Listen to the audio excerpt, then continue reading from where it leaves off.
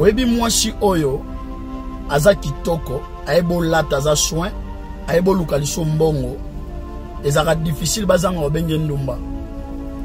Yo dejo mona mwasi moko bo azane kitoko te babenge ndumba. Mwasi moko bo ayebina koluka mbongo te babenge ndumba. Mwasi moko azaka salite babenge ndumba.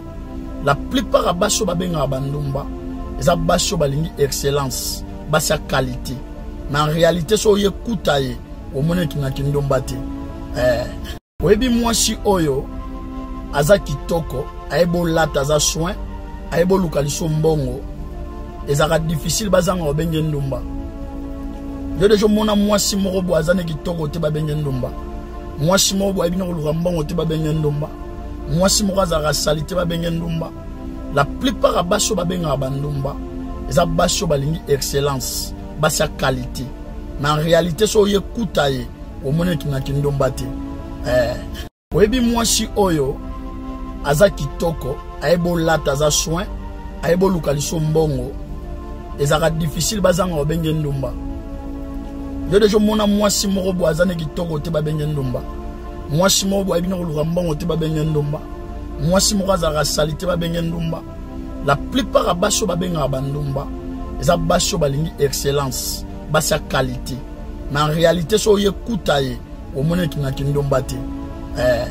Oyebi mwasi oyo aza kitoko ayebo lata aza soin ayebo lukaliso mbongo ezaka difficile bazanga obenge ndumba. Yo dejo mona mwasi moko bo azane kitoko te babenge ndumba. Mwasi moko bo ayebina koluka mbongo te babenge ndumba.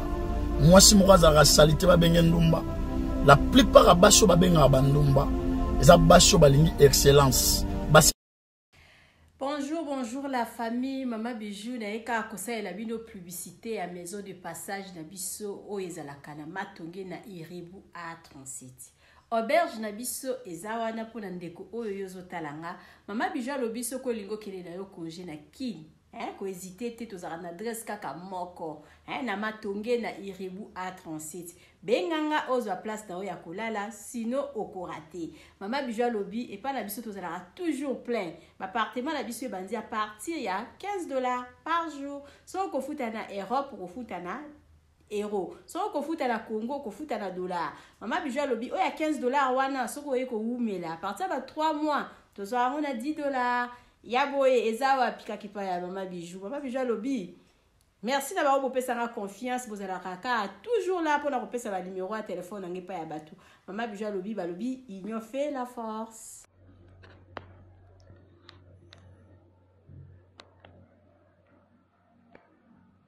Jolie maison. VIP à dégâts.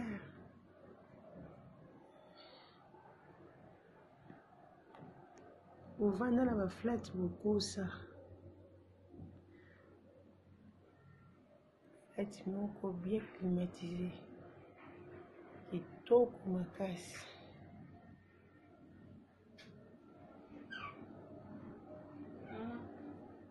Alors oui, c'est une carte de route à France, sauf qu'à des d'accord.